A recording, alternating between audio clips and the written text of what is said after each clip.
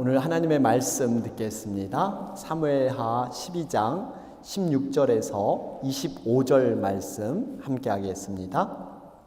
다윗이 그 아이를 위하여 하나님께 간구하되 다윗이 금식하고 안에 들어가서 밤새도록 땅에 엎드렸으니 그 집의 늙은 자들이 그 곁에 서서 다윗을 땅에서 일으키려 하되 왕이 듣지 아니하고 그들과 더불어 먹지도 아니하더라. 이래 만에 그 아이가 죽으니라. 그러나 다윗의 신하들이 아이가 죽은 것을 왕에게 아뢰기를 두려워하니 이는 그들이 말하기를 아이가 살았을 때 우리가 그에게 말하여도 왕이 그 말을 듣지 아니하셨나니 어떻게 그 아이가 죽은 것을 그에게 아뢰 수 있으랴. 왕이 상심하리로다 함이라. 다윗이 그의 신하들이 서로 수군거리는 것을 보고 그 아이가 죽은 줄을 다윗이 깨닫고 그의 신하들에게 묻되 아이가 죽었느냐 하니 대답하되 죽었나이다 하는지라. 다윗이 땅에서 일어나 몸을 씻고 기름을 바르고 의복을 갈아입고 여호와의 전에 들어가서 경배하고 왕궁으로 돌아와 명령하여 음식을 그 앞에 차리게 하고 먹은지라. 그의 신하들이 그에게 이르되 아이가 살았을 때에는 그를 위하여 금식하고 우시더니 죽은 후에는 일어나서 잡수시니 일이 어찌 됨이니까 하니 이르되 아이가 살았을 때 내가 금식하고 운 것은 혹시 여호와께서 나를 불쌍히 여기사 아이를 살려주실는지 누가 알까 생각함이거니와 지금은 죽었으니 내가 어찌 금식하랴. 내가 다시 돌아오게 할 수 있느냐. 나는 그에게로 가려니와 그는 내게로 돌아오지 아니하리라 하니라. 다윗이 그의 아내 밧세바를 위로하고 그에게 들어가 그와 동침하였더니 그가 아들을 낳음에 그의 이름을 솔로몬이라 하니라. 여호와께서 그를 사랑하사 선지자 나단을 보내 그의 이름을 여디디아라 하시니 이는 여호와께서 사랑하셨기 때문이더라. 아멘. 할렐루야. 오늘 복된 주일입니다. 여러분들은 혹시 이 예배 이 자리에 나오기까지 어떤 일을 겪으셨습니까? 물론 자연스럽게 오늘도 복된 주일이니까 하염없이 기쁜 마음으로 기대하는 마음으로 이 자리에 나오신 분들 계실 겁니다. 물론 이런 분들은 너무나 훌륭하신 분들이세요. 우리가 어떤 마음을 준비하느냐 여기에 따라서 하나님이 부어주는 그러한 은혜의 깊이가 분명 다르기 때문입니다. 그러나 반면에 이런 분들도 계실 거예요. 오늘 예배에 나오시는 과정이 모든 것이 은혜로만 매끄럽게 오시지 못한 분들도 혹시 계실지 모르겠습니다. 이상하게 주일 아침만 되면 평상시는 그렇지 않았는데 왠지 작은 일에도 신경이 쓰이고 굉장히 짜증이 나기 시작합니다. 평상시에는 전혀 일어나지 않았던 일들이 갑자기 아침에 생기기도 해요. 예를 들면 잘 다니던 자동차가 주일 아침에 갑자기 이상이 생긴다든지 타이어에 바람이 빠질 수도 있습니다. 아니면 자신도 모르게 오늘 예배 가야 하나, 평상시 감히 상상도 못했던 그러한 마음들이 문득문득 나의 감정으로 생기기도 합니다. 여러분 이럴 때는요 우리가 냉정하게 영적인 시야로 나를 바라봐야 합니다. 분명 여러분 예배에 나가서 하나님을 만나는 것은요 하나님이 가장 기뻐하고 원하시는 그러한 모습입니다. 그런데 내 마음이 갑자기 이상해지고 작은 것에 예민해지고 평상시 일어나지 않는 일들에 대해서 이런 일들이 일어날 때 이건 그저 우연이 아니라는 거예요. 여러분 이거는 사단의 방해 역사입니다. 하나님의 자녀가 하나님이 원하는 그런 예배의 삶을 살고자 할 때 여러분 사단 마귀는 반드시 역사하게 되어 있습니다. 이런 영적인 흐름을 우리는 분별해 둬야 합니다. 하나님의 원하심 이것과 마귀가 원하는 것이 무엇인가에 대한 분별, 여러분 이런 것이 성령의 사람이고 영적인 분별력인 줄로 믿습니다. 이런 얘기가 있어요. 근데 주일 아침이 되었습니다. 평상시 주일이면 벌떡벌떡 일어나던 아들이 오늘따라 아무리 엄마가 교회 가라 깨워도 아들은 도통 일어날 생각을 하지 않습니다. 엄마가 아무리 흔들어 깨워도 아들이 일어나지 않자 하는 수 없이 아들에게 묻습니다. 야, 도대체 왜 교회 가기 싫은지 어디 이유는 한번 들어보자. 왜 교회 가기 싫은 거야? 그러자 아들이 이런 말을 해요. 아니, 일요일 아침인데 좀 잠이나 실컷 잡았으면 좋겠다. 내가 그게 소원이다. 그 말을 들은 엄마가 이렇게 기가 막힌 모습으로 대답을 합니다. 주일은 교회 가서 예배 드리는 날이지 단순히 잠자고 쉬는 날이 아니야. 이렇게 타이르게 됩니다. 그러나 이 아들은요, 교회 가기 싫은 다른 이유를 또 한 가지 또 들기 시작해요. 사실 나는 사람 만나는 그런 것을 좋아하는 성격도 아니고 또 피곤한데 사람들 눈빛을 보니까 나를 별로 좋아하는 것 같지 않아. 그래서 내가 교회 가기 싫은 이유가 바로 이거야. 그 엄마에게 대답을 했죠. 엄마가 또 타이릅니다. 얘야, 교회는 하나님 만나러 가는 것이지 사람들 보러 가는 것이 아니야. 하나님만 바라보면 돼. 누가 어떻든 간에 상관하지 말고 너는 예배자로 서야 돼. 그러자 아들이 이제 고개를 돌리면서 마지막 이유를 들기 시작합니다. 사실 교회 가서 봉사하는 것, 엄마, 나는 너무 힘들어요. 어쨌든 나는 교회 가기 싫어요. 오늘 좀 쉬고 싶어요. 그러자 엄마가 마지막 정색을 하고 딱 한마디를 던집니다. 여러분 뭐라 그랬겠어요? 얘야, 정신 차려라. 너는 교인이 아니라 담임 목사야, 담임 목사. 정신 차려. 예. 여러분, 이야기는 그냥 웃자고 드린 얘기가 아니라 목사님들도 가끔씩은 교회 가기 싫을 때가 있다는 거예요. 목사님도. 하물며 여러분들은 어떻겠어요? 예? 제가 이 말씀을 드린 이유는 어떤 목사님은 내가 목사가 되지 않았다면, 내가 하나님 앞에 부름을 받지 않았다면 내가 감히 이런 신앙, 이런 믿음 가질 수 있었을까? 이런 고백을 하시는 목사님이 많으십니다. 여러분, 사실 우리가 이 자리에 나오기까지 정말 쉽게 나온 게 아니에요. 알게 모르게 여러 가지 방해 역사들, 무심코 지나가는 그런 것들이 있는 것 같지만 여러 가지 난관과 시험이 아마 여러분에게 있었을 거예요. 그런데 그것을 뚫고 이 자리에 섰다는 것, 이건 순전한 하나님의 은혜고 바로 그 모습을 하나님은 기뻐하실 줄로 믿습니다. 여러분, 신앙생활은 분별한 분별력을 가지고 우리가 신앙생활을 해야 돼요. 그냥 물 흘러가는 대로, 환경이 주어지는 대로, 그냥 마음 가는 대로 여러분 신앙생활 저절로 되지 않습니다. 자기를 부인하고 자기 십자가를 지고 예수님을 따라가는 것, 분명히 하고 싶은 것만 해서 저절로 신앙생활이 되지 않아요. 사람들에게 두 가지가 있다 그러죠.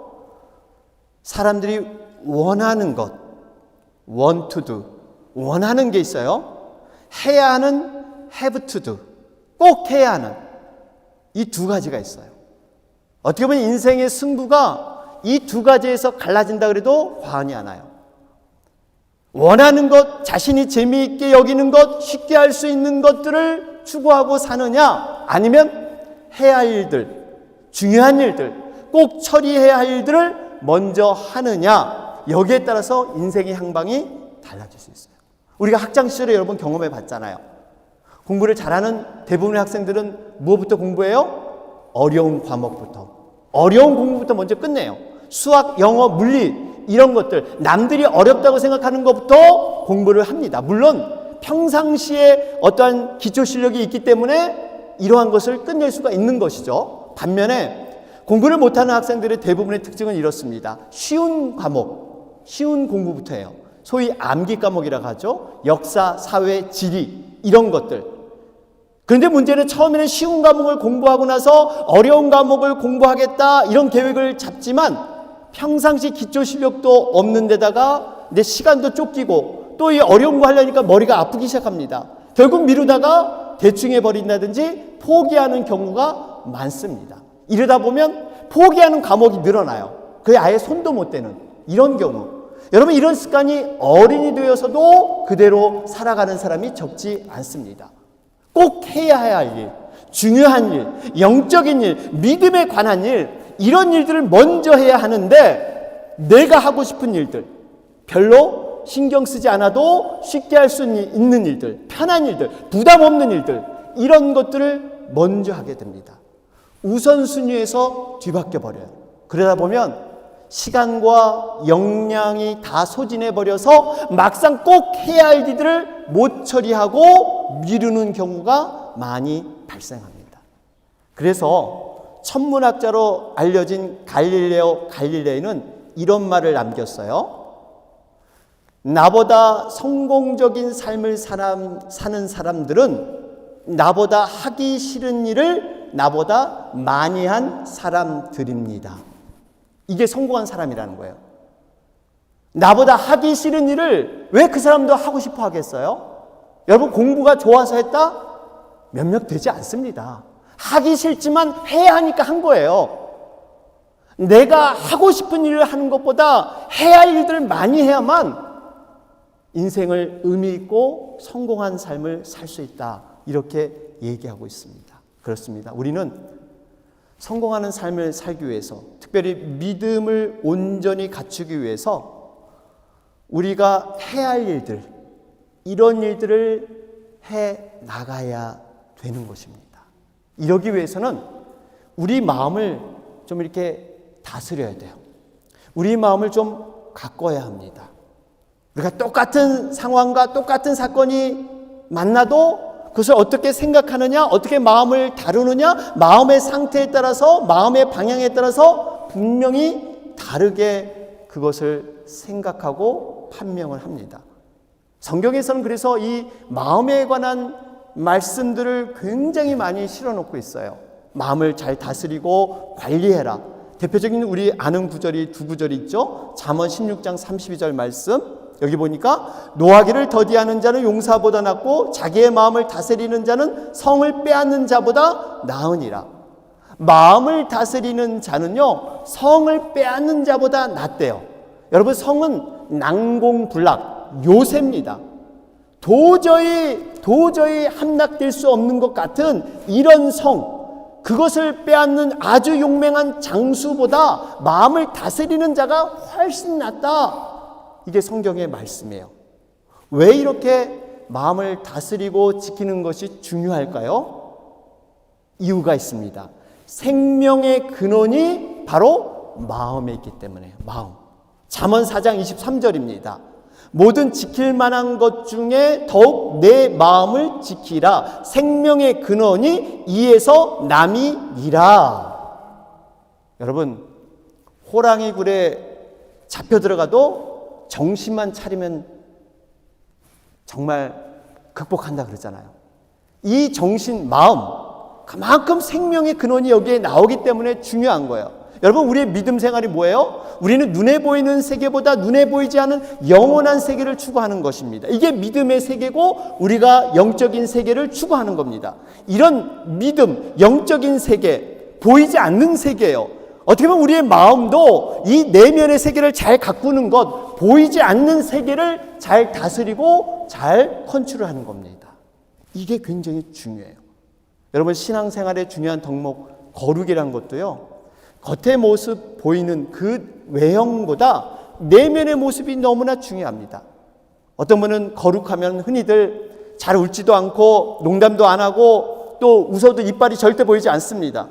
목소리는 항상 저음이고 기도를 하도 많이 하는 듯해서 목소리가 쉬었어요. 전화를 받으면 반드시 할렐루야 이렇게 나오시는 분.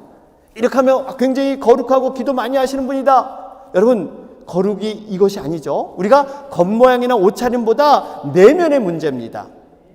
내면이 과연 마음 씀씀이가 생각하는 것들이 하나님의 말씀에 기반해서 정말 이 성령의 영감으로 권면해주고 힘을 주고, 별로 외형적으로 화려하지 않지만 늘 소탈하지만 묵묵하게 항상 예배의 자리에, 말씀의 자리에 서 있는, 자신의 이득보다 남을 배려하고 하나님의 나라와 교회를 위해서 영혼들을 위해서 애쓰는, 여러분, 이런 분들이 거룩한 분들인 줄로 믿습니다.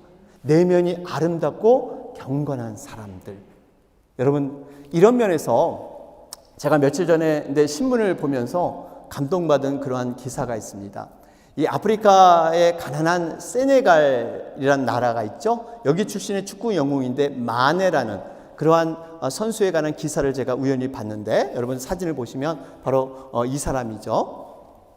이 선수는 원래 리버풀, 바로 잉글랜드에 소속되어 있는 선수였는데, 이 마네 선수는 2016년부터 리버풀에서 269경기 출전해서 120골을 넣었어요. 굉장히 많이 넣은 겁니다. 48골의 결정적인 도움을 주었다고 합니다. 그런데 이 선수가 지금 리버풀, 바로 이 잉글랜드에서 독일로 이적을 했습니다. 이 바이에른 뮌헨이라는 곳에 이런 팀에 이적을 했는데, 이적료가 무려 4,100만 유로, 한국 돈으로 환산하면 570억 원, 이적했는데 570억 원을 받는다고 해요.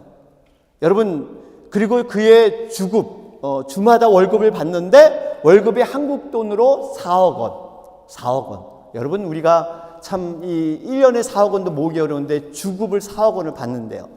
이렇게 유명한 스타, 이 마네가 물질을 자신을 위해서 쓰기보다는 자기 자신의 고향을 위해서 많이 쓴다고 해요.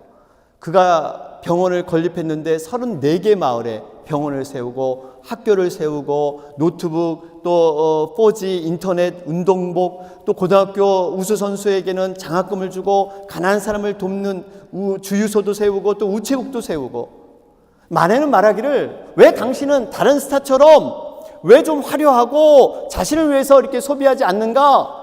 그럴 때 그의 고백은 이거였습니다. 내가 고급 승용차, 페라리나 다이아몬드 시계, 비행기 이런 것들을 내가 받지 못해서 나는 정말 행복하지 않은 적이 없습니다.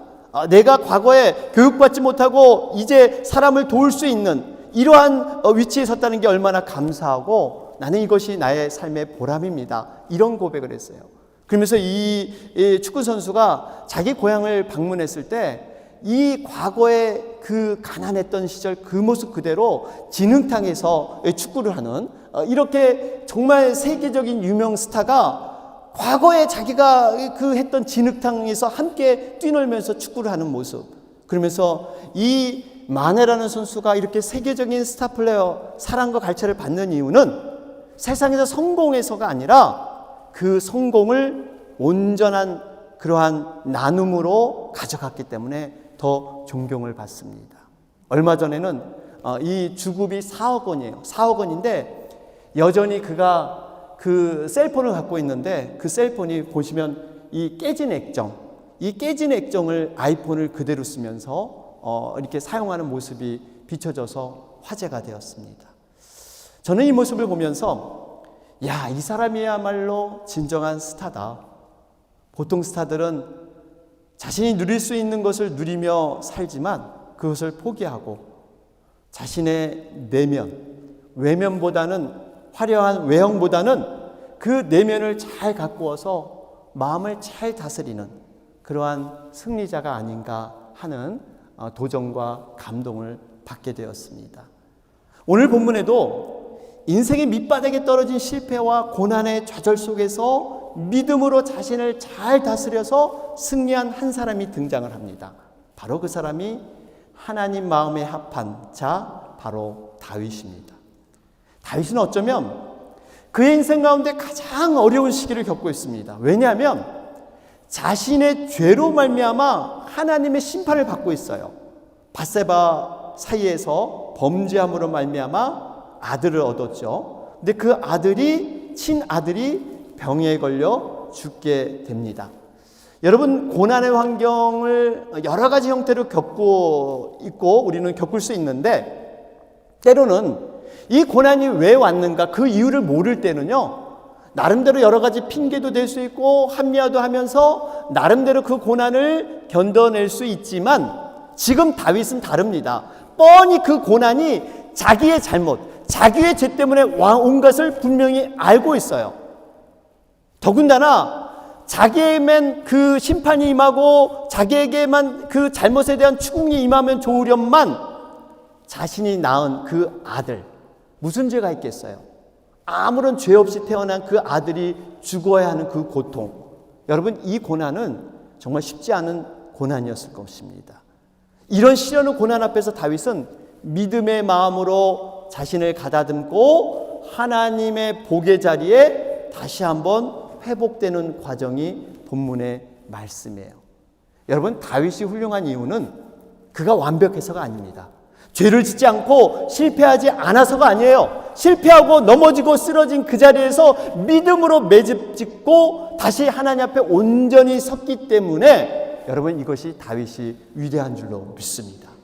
우리도 때로는 연약해서 범죄하고 넘어질 수 있어요. 그런데 중요한 것은 그 자리에서 어떻게 믿음으로 매듭짓고 일어나느냐, 여러분, 이것이 중요한 줄로 믿습니다.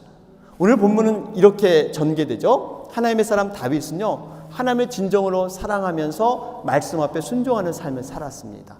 이로 말미암아 하나님께서 복을 주시는데 다윗이 전쟁하는 곳마다, 싸우는 곳마다 승리하는 그러한 기쁨을 하나님께서 허락하셔요. 그가 왕위에 있을 때 이스라엘은 지금까지 가져보지 못했던 큰 영토를 소유하게 됩니다. 그런데 웬걸, 모든 것이 평안하고 모든 것이 형통하다 보니까 다윗에게 어느덧 교만한 마음이 슬슬 스며들게 되었어요. 내가 이만하면 되었다. 내가 이룬 업적은 정말 위대한 것임을 스스로 자랑스럽게 여기기 시작합니다.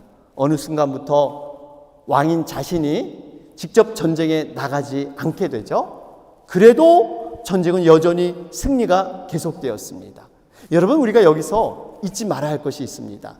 내가 과거보다 아무 일 없는 평안을 느낄 때, 세상 말로 잘 나갈 때, 세상적으로 형통할 때, 여러분, 우리가 더 겸손해야 될 줄로 믿습니다. 더 어려웠던 과거보다 사실 그때, 바로 이때 겸손하게 하나님 앞에 서야 해요. 사단의 가장 무서운 공격이 바로 이겁니다. 어렵고 힘들 때는 오히려 하나님을 붙들고 정신 차리고 하나님 앞에 매달리는데, 문제는 내가 평안할 때, 내가 형통할 때, 여러분, 하나님 앞에 믿음이 점점 무너질 수 있다는 거예요. 내 마음이 부유해지고 교만해져서 이제는 하나님의 도우심이 필요 없다고 스스로 착각하면서 살 수가 있는 시기가 바로 성공했을 때예요. 여러분, 힘든 과거 그렇게 하나님을 붙잡고 우리가 간절한 믿음으로 섰는데 어느덧 하나님의 은혜도 잊어버리고 우리가 살 수 있는 그러한 유혹이 있습니다. 바라기는 정말 한결같이 우리가 어떠한 상황에도 변함없이 가난하고 겸손한 어린아이 심령으로 주 앞에 서시는 우리가 되시기를 바랍니다. 다윗이 마음이 부유해서 살던 그러던 어느 날이었습니다. 부하들은 다 목숨 걸고 전쟁터에 나가서 싸우는데 다윗이 한가하게 낮에 옥상을 거닐게 되죠. 그런데 그 옥상을 거닐다가 육신의 정욕에 빠지게 됩니다. 부하 아내인 밧세바를 범하게 됩니다. 결국 이 범죄함을 가리기 위해서 부하를 죽이게 만드는 살인 방조죄, 이것을 다윗은 저지르게 되죠. 자신의 죄를 은폐하려고 애써 덮으려고 살아가려 했던 그 다윗, 그런데 이 다윗을 하나님이 그냥 버려두지 않으세요. 하나님께서 기회를 주셔서 특별한 간섭을 하십니다. 여러분, 우리가 이 대목에서 하나님께서 사랑하는 자들은요, 잘못된 길로 갈 때 하나님은 절대 그대로 두지 않으신다는 사실이에요. 여러분, 한번 생각해 보세요. 자신의 자녀가 잘못된 길로, 범죄한 길로 가고 있는데 소위 사랑한다는 미명하에 모든 것을 모른 척하고 그냥 지나가는 게 진정한 사랑일까요? 아닙니다.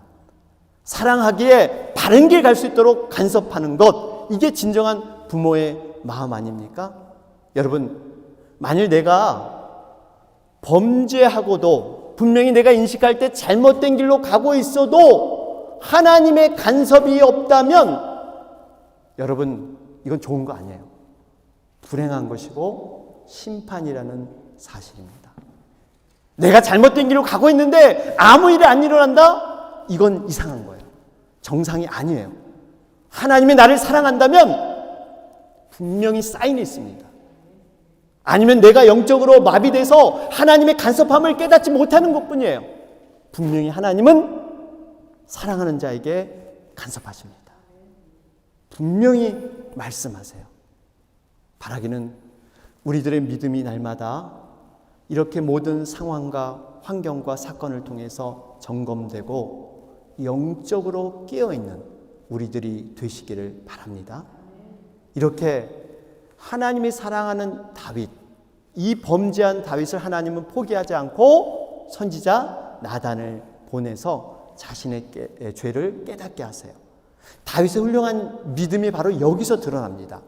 나단이 자신의 죄를 대한 책망을 했을 때 그는 여과 없이 그대로 그것을 받아들여요. 여러분, 다윗은 당시 절대적인 권력을 가진 왕이었어요. 자신의 죄를 지적하는 나단을 능히 죽일 수도 있었습니다. 그럼에도 불구하고 다윗은 나단 선지자의 말을 하나님의 말씀으로 받아들여서 진실되게 회개를 했습니다.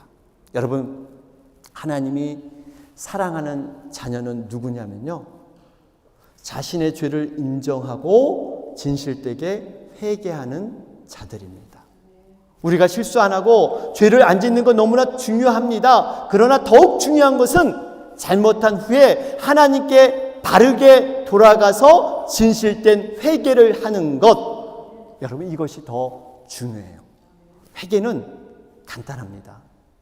성령의 음성이 아니면 하나님의 말씀이 우리에게 들려줄 때 그대로 인정하고 받아들이는 거예요.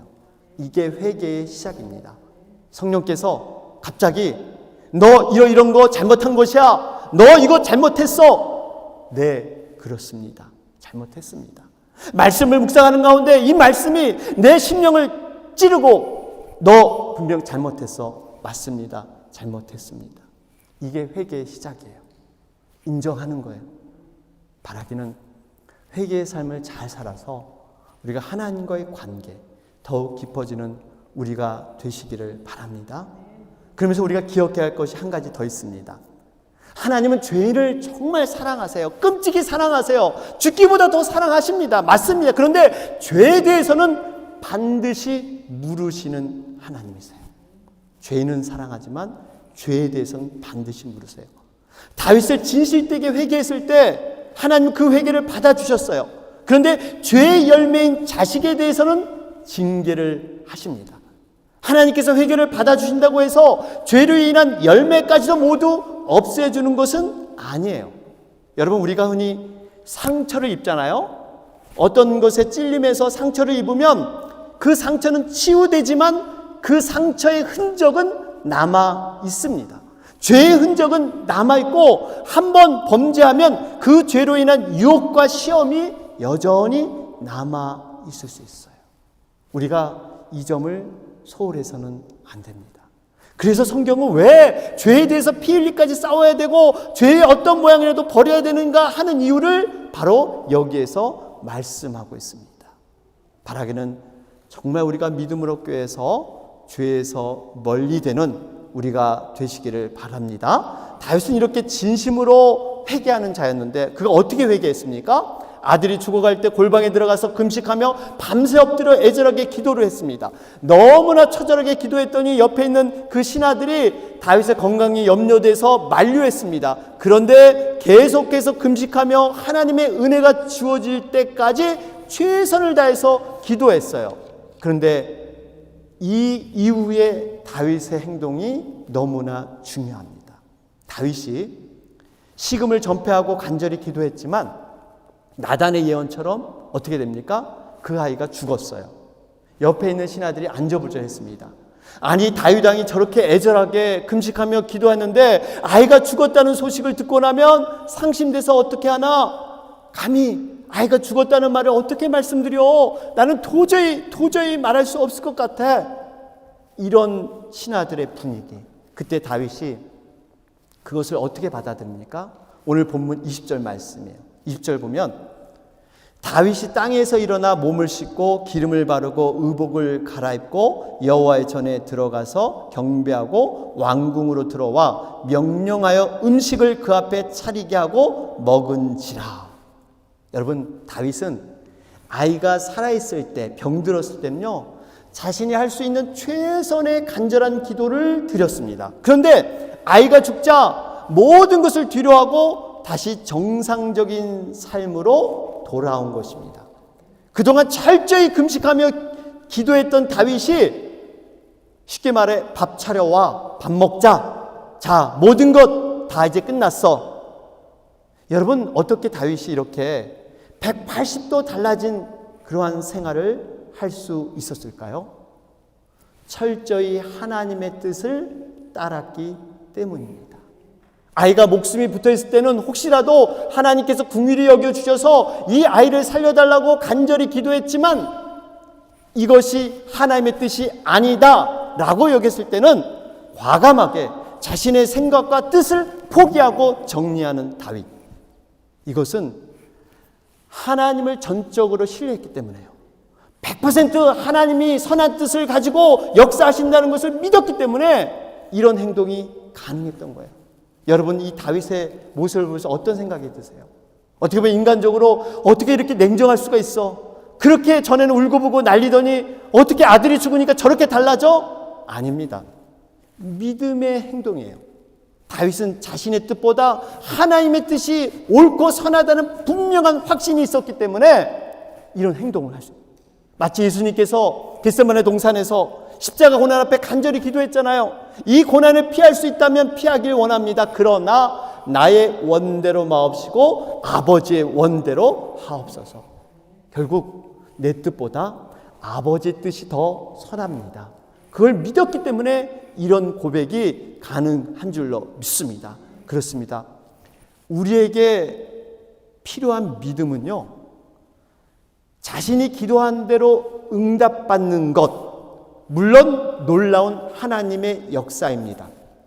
그러나 더 큰 믿음이 있습니다. 내가 구한 대로 내 뜻대로 응답이 되지 않아도 하나님은 선하십니다. 정말 하나님의 뜻 가운데 이 모든 것이 이루어졌습니다 라고 내 마음을 정리하고 받아들이는 것, 이것이 진정한 믿음이고 하나님 보시기에 크신 믿음인 줄로 믿습니다. 이런 다윗을 하나님은 어떻게 대우해 주는지 아세요? 어떤 복을 내려주시는지 아세요? 상상하지 못하는 복을 이끌어 주십니다. 다윗을 이어서 말씀의 사람, 믿음의 사람, 이 이스라엘을 정말 하나님의 뜻대로 통치하는 솔로몬을 낳게 해 주시지 않습니까? 솔로몬은 존경받는 믿음의 사람이에요. 그런데 놀랍게도 이 솔로몬을 다른 여인을 통해서 낳게 하지 않았어요. 동일한 밧세바, 그 밧세바와 처음 범죄했을 때는 그 아이는 하나님이 죽였지만 다윗이 회개하고 돌이키니까 동일한 여인을 통해서 훌륭한 왕을 낳게 하는 것, 이게 하나님의 섭리예요. 여러분, 한번 다윗의 입장이 돼보세요. 밧세바를 볼 때마다 뭐가 생각나겠어요? 내 과거의 죄의식에 살펴서 늘 불안하고 초조한 그러한 모습. 이 밧세바를 통해서 솔로몬을 낳았다는 것은 하나님의 용서와 회복의 의미가 들어있는 거예요. 이제 너 그 죄의식에 갇혀있지 마. 너는 자유의 몸이고 너는 내가 다시 하나님의 사람으로 세워준 그러한 자녀야. 이 하나님의 놀라운 섭리. 여러분, 혹시 우리가 다윗처럼 실패해서 정말 다윗처럼 내 과거에 그러한 죄의식과 여러 가지 연연해 있는 것, 이런 어려움 때문에 내 심령이 짓눌려 있습니까? 여러분, 회복하시길 바랍니다. 비록 실패하고 넘어지고 범죄할지라도 믿음으로 매듭을 짓고 하나님과 새로운 관계를 여러분 가지시길 바랍니다. 이런 다윗을 우리가 묵상하면서 우리가 새롭게 우리가 상반기를 마치면서 이제 2022년 하반기를 바라볼 때 새로운 믿음으로 출발하는 여러분과 제가 되길 주님의 이름으로 축원합니다. 아멘.